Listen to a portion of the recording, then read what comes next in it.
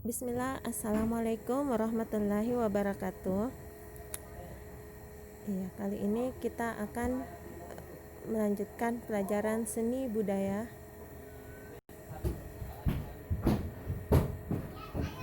Kita langsung saja.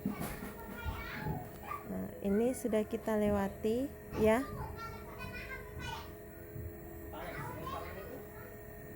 Sudah juga kita langsung pengertian lukisan dan gaya lukisan sudah pekan lalu.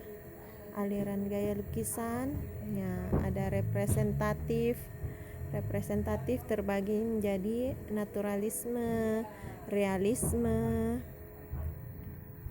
ya, kemudian romantisme ya. Kemudian aliran yang kedua yaitu deformatif ya. Deformatif terdiri dari ekspresionisme, impresionisme ya, ada juga surrealisme dan kubisme. Dan aliran yang ketiga yaitu non representatif yang tanpa bentuk ya. Terakhir sampai sini ya. Kita langsung masuk ke materi tema seni rupa murni. Nah, tema. Nah, setiap manusia memiliki sudut pandang yang berbeda di dalam menjalani hidup ini. Begitu pula saat kita membuat suatu lukisan. Masing-masing memiliki sudut pandang yang berbeda-beda. Perbedaan sudut pandang dapat dipengaruhi oleh suasana, waktu, dan kondisi geografis. Tema adalah gagasan, ide, atau pokok pikiran yang ada di dalam sebuah karya seni, baik dalam bentuk karya seni rupa 2 dimensi maupun seni rupa 3 dimensi. Ya, memahami tema yang ada pada sebuah karya seni rupa murni berarti kita dapat memahami tujuan penciptaan karya seni tersebut. Tema-tema di dalam pembuatan karya seni rupa murni antara lain sebagai berikut. Nah, berikut tema seni rupa. Yang pertama yaitu hubungan antara manusia dengan dirinya. Nah, ini seni rupa merupakan salah satu media yang dapat digunakan untuk menuangkan gagasan atau ide dari seseorang. Untuk mengungkapkan cita rasa keindahan manusia mewujudkan lewat media ekspresi. Di dalam pengungkapannya tersebut terdapat seseorang kadang menggunakan potret dirinya sendiri sebagai objek lukisannya, seperti pelukis Raden Saleh, Basuki Abdullah, Affandi S. Sujono, dan Vincent van Gogh. Itu yang pertama, tema antara manusia dengan dirinya. Tema yang kedua, hubungan antara manusia dengan manusia lain.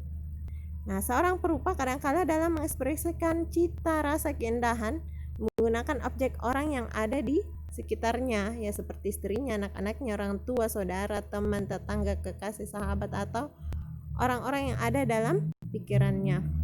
Nah, itu antara manusia dan manusia lain. Hubungan yang ketiga, hubungan antara manusia dengan alam sekitarnya. Alam sekitar yang sangat menarik bagi para pelukis untuk mengungkapkan cita rasanya sering dijadikan objek untuk lukisannya, seperti pemandangan gunung, laut, sungai, sawah, hutan, perkampungan, perkotaan, binatang, dan masih banyak lagi alam yang dijadikan objek lukisan. Tokoh pelukis yang sering menggunakan alam sebagai objek seperti Basuki Abdullah, Raden Saleh Busman, Della Priyadi, Hangantun, Wakidi S. Sujono. Ya, tema yang keempat yaitu hubungan antara manusia dengan benda. Nah, benda-benda di sekitar kita memiliki keunikan tersendiri bagi para pelukis, sehingga menjadikan benda-benda tersebut menjadi objek lukisannya. Keunikan benda-benda tersebut ada yang berbentuk silindris, kubistis, organis, atau berbentuk bebas. Bentuk benda tersebut seperti gelas, cangkir, kendi, teko, vas bunga, guci, botol, sepatu, lemari, meja, kursi, bahan bunga, dan lain-lainnya. Nah, tema yang kelima yaitu hubungan antara manusia dengan aktivitasnya. Nah, aktivitas manusia dalam kehidupan sehari-hari yang beragam membuat perupa ingin mengabdikan kegiatan tersebut dalam media lukisannya. Lukisan menjadi sesuatu yang menarik, Ya, apabila dalam mengambil sudut pandang aktivitas dapat disusun sesuai dengan komposisi dan proporsi yang baik, disertai dengan gelap terang yang tepat. Aktivitas manusia seperti kegiatan menari, membajak sawah, berburu, jual beli di pasar, menggembala ternak, dan aktivitas lainnya. Ya, tokoh pelukisnya antara lain seperti Barli Sasmita, Winata, dan Dullah. Nah, ini contohnya ya, manusia dengan aktivitas. Tema yang keenam yaitu hubungan antara manusia dengan alam khayal. Nah, ide, imajinasi atau khayalan sering melintas dalam pikiran kita, baik secara sadar maupun saat tidak sadar atau dalam keadaan tidur. Khayalan yang muncul di benak perupa kadang diwujudkan dalam suatu karya seni. Nah, hasil karya seni serupa seperti ini sering disebut dengan karya seni surrealisme, ya, atau keseni lukis dengan tema ini antara lain Salvador, Ivan Sagita, Lucia Hartini, dan lain-lain.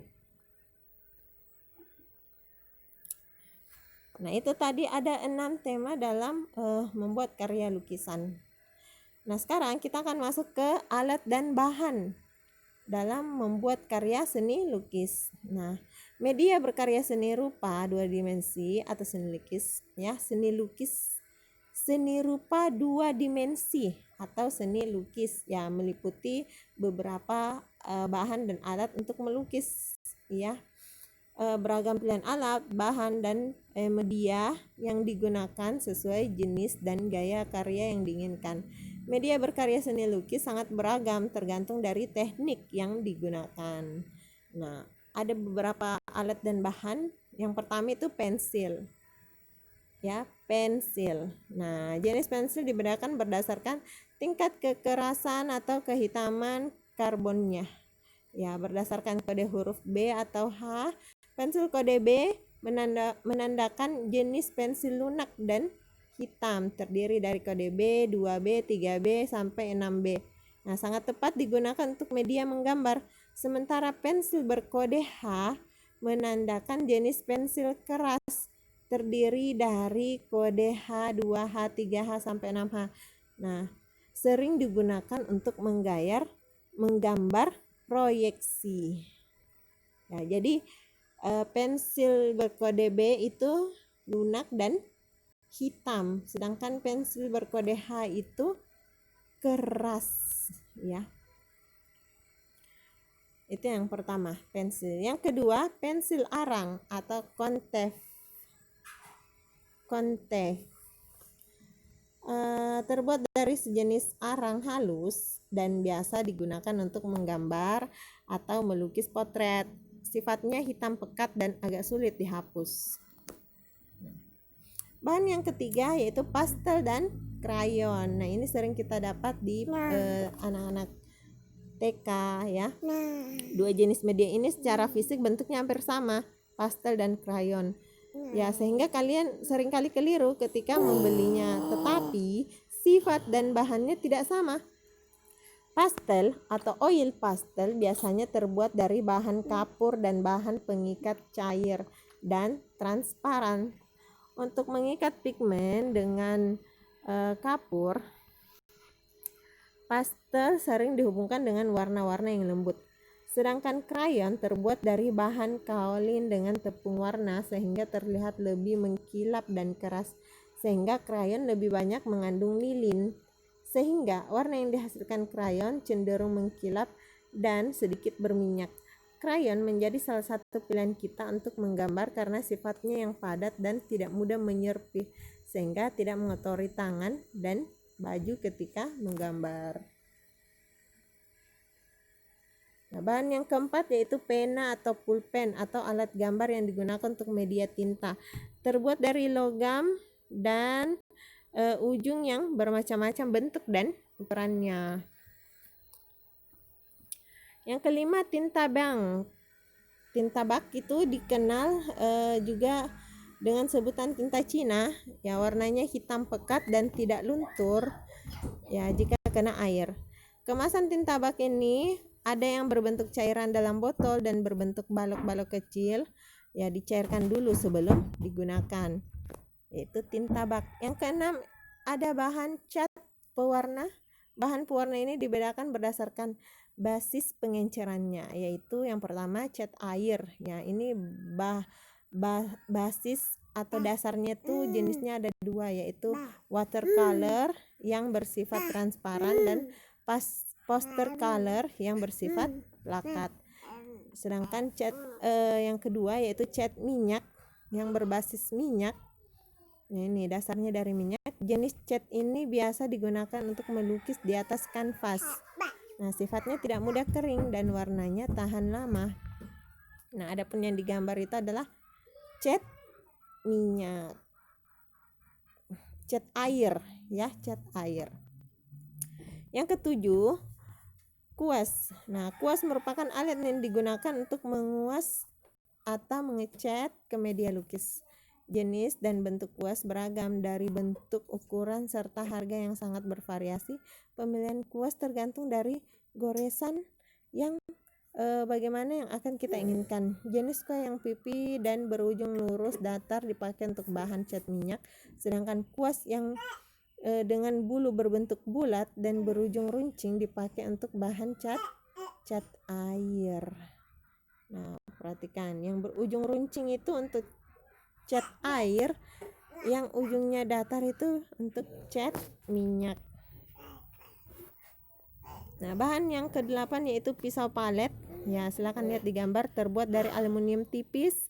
Fungsinya adalah untuk mencampur cat seperti layaknya kuas, juga untuk membuat efek-efek goresan pada media lukis. Bentuk dan ukurannya tersedia berbagai jenis. Ada yang runcing, lebat, dan bulat. Kemudian bahan yang ke-9 adalah palet, adalah media yang digunakan untuk tempat mencampur cat. Jenis dan ukuran berbagai. Ya, untuk media seperti cat air palet yang digunakan adalah yang ada lengkungan tempat air. Sedangkan untuk palet cat minyak berbentuk datar, ditambahkan lubang untuk pegangan. Ya, itu tadi bahan dan alat dalam melukis. Nah, sekarang kita masuk ke jenis lukisan berdasarkan teknik dan bahan yang digunakan. Nah, kreativitas dalam mengolah bahan dan media dalam melukis melahirkan teknik melukis tertentu. Teknik melukis ini sudah dipakai dari zaman pertengahan sampai hingga menambah keragaman karya seni lukis. Beberapa teknik yang digunakan dalam melukis antara lain. Nah, ini beberapa teknik yang digunakan, yaitu yang pertama lukisan tempera. Ya, pecahan teknik melukis ini sudah dikenal pada zaman Renaissance. Cat yang digunakan diaduk dengan perekat yang biasanya terbuat dari putih telur dan sagu. Ya, lukisan dengan teknik ini dipakai untuk diterapkan di permukaan tembok atau dinding, dan pada zamannya dipakai sebagai penolak bala. Ya, ini yang tidak dibolehkan di dalam ajaran kita, ya, seperti lukisan di gua-gua, ya, melukis sebagai penolak bala. Ini musyrik, ya. Jadi tidak boleh. Adapun untuk sebagai bahan keindahan, nah ini yang tidak mengapa. Kemudian teknik yang kedua, lukisan alfresco. Teknik lukisan alfresco diterapkan di dinding yang masih basah dengan ditaburi bahan perekat. Nah, lukisan teknik ini yang terkenal adalah Istana Vatikan. Ya, Istana Vatikan itu adalah Vatikan tempat pusatnya gereja. Mereka banyak melukis di situ. Vatikan itu di Inggris. Yang ketiga, lukisan al secco itu hampir sama dengan teknik alfresco. Perbedaannya, teknik ini dipakai adalah dinding yang sudah kering. Teknik lukisan ini pernah dibuat oleh Leonardo da Vinci di gereja Santa Maria di kota Milan, Italia. Teknik yang keempat adalah mozaik. Teknik mozaik adalah teknik menempelkan pecahan atau lempengan kaca yang berwarna-warni pada dinding atau lain sehingga membentuk objek tertentu. Bahan yang bisa digunakan untuk teknik ini antara lain pecahan keramik, porselen, potongan kertas, atau bisa juga batu yang berwarna-warni. Nah, mozaik yang memakai potongan-potongan kayu sebagai bahan lukisannya disebut intarsia. Nah, seperti ini contoh lukisan kaca atau stained glass, ya. Ya, tapi ini biasanya banyak di gereja-gereja ya. Yang kelima, lukisan kaca. Nah, teknik lukisan kaca timah. Nah, ini teknik lukisan kaca menggunakan kaca, timah, kuningan, dan lembaga sebagai penyambungnya sehingga membentuk lukisan. Lukisan kaca pertama kali dikembangkan pada zaman Gotik di Eropa sebagai bagian dari arsitektur. Lukisan kaca ini mencapai kegemilangan pada zaman Renaissance sebagai hiasan pada pintu dan jendela bangunan-bangunan besar seperti istana dan tempat peribadatan.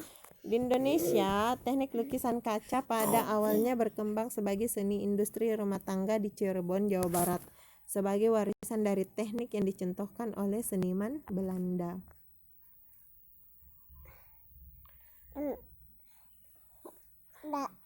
Ya, yang keenam yaitu lukisan cat minyak atau plakat. Nah, lukisan cat minyak medianya adalah kanvas, yaitu kain yang telah diberi cat dasar yang dicampur larutan lem sehingga tidak tembus ke belakang. Ya, ketika dipakai melukis, cat yang digunakan biasanya dikemas bentuk tub timah dalam bentuk pasta sehingga mudah digunakan dalam pemakaiannya, dicampur dengan licin oli. Yang ketujuh, lukisan cat air atau akuarel. Nah, ini sering digunakan ya. Bahan yang dipakai dalam teknik ini adalah cat air yang berbentuk pasta yang dicampur dengan air. Teknik akuarel adalah melukis dengan sepuan warna tipis sehingga hasilnya transparan. Media untuk bahan cat air adalah kertas. Lukisan akrilik yang kedelapan. Nah, lukisan jenis akrilik adalah lukisan dengan bahan yang disebut akrilik yang menghasilkan warna-warna yang cerah dan menyala. Lukisan teknik ini sering digunakan untuk berbagai eksperimen di sepatu, tas, atau berbagai bahan kain lainnya. Yang kesembilan adalah lukisan batik. Nah, lukisan batik tekniknya hampir sama dengan tata cara pembatik, yaitu dengan menutupi permukaan kain dengan lilin atau malam batik. Ya, kain yang tertutup lilin inilah yang membentuk titik garis bidang ataupun ruang sebelum jadi sebuah gambar dan hasil akhir dicelup ke larutan pewarna. Ya, membuat karya seni merupakan wujud ekspresi dari suatu ide atau gagasan. Ide adalah hasil pemikiran yang berawal dari suatu inspirasi atau imajinasi. Gambaran yang tertangkap melalui ruang imajinasi seseorang dapat diwujudkan dalam bentuk karya seni. Kamu dapat menggali ide untuk berkarya seni sendiri dengan membuat lukisan menggunakan media kanvas dan cat minyak. Nah, sekarang kita masuk ke teknik berkarya seni lukis. Nah, ini ada beberapa teknik dalam membuat seni lukis. Yang pertama yaitu memunculkan gagasan. Ya, untuk memunculkan gagasan kreatif dapat ditempuh dengan cara satu, mengembangkan imajinasi, apa yang kita pikirkan atau dari pengalaman orang lain, ya. Yang kedua, melihat objek secara langsung, misalnya pantai, pegunungan, atau suasana keramaian. Yang ketiga, melihat dari buku atau majalah, ya, melihat dari internet atau dokumen lain tentang lukisan. Yang kelima, mengunjungi kegiatan seni lukis atau museum. Nah, ide dan gagasan tadi kita olah lagi menjadi sebuah sketsa yang menarik, sehingga apa yang kita maksud atau yang akan kita rasakan tersampaikan sampai pada tujuan.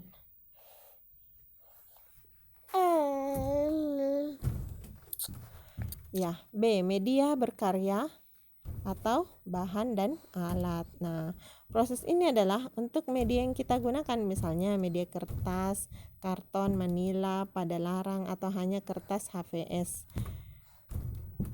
Penggunaan tembok, dinding, papan, atau media lebar lainnya menggunakan media alternatif kaca, cangkang, dan telur di permukaan benda, pakai, atau kerajinan. Menggunakan cat minyak, cat akrilik, cat tembok, krayon, atau pastel. Dalam berkarya seni, media dan bahan juga menentukan proses dan teknik berkarya seni, sehingga hal ini harus direncanakan. Yang ketiga, menentukan teknik. Ada beberapa teknik yang dapat digunakan dalam melukis, antaranya teknik akuarel, teknik plakat, teknik goresan ekspresif dengan menggunakan jari, kuas atau plakat, kemudian teknik tebal dan bertekstur warna, teknik timbul atau mozaik.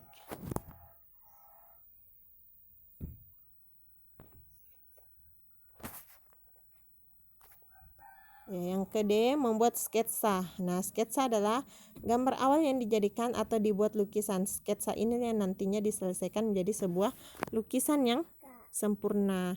Sketsa biasanya hanya berupa goresan global, tidak mendetail. Dari sketsa yang kita buat akan tergambar apa yang akan kita ungkapkan. Nah, contoh sketsa ya hanya menggunakan pensil atau arang, ya hanya satu warna. Kemudian yang ke mewarnai dan menyempurnakan lukisan. Setelah sketsa selesai, tahap melukis yang sebenarnya kita jalankan.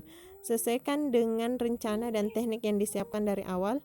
Ya, tahap terakhir adalah menyempurnakan atau menyelesaikan lukisan sketsa yang telah dibuat, yaitu dengan pertama, mewarnai sketsa dengan goresan tipis pada objek pokok positif dan latar belakangnya.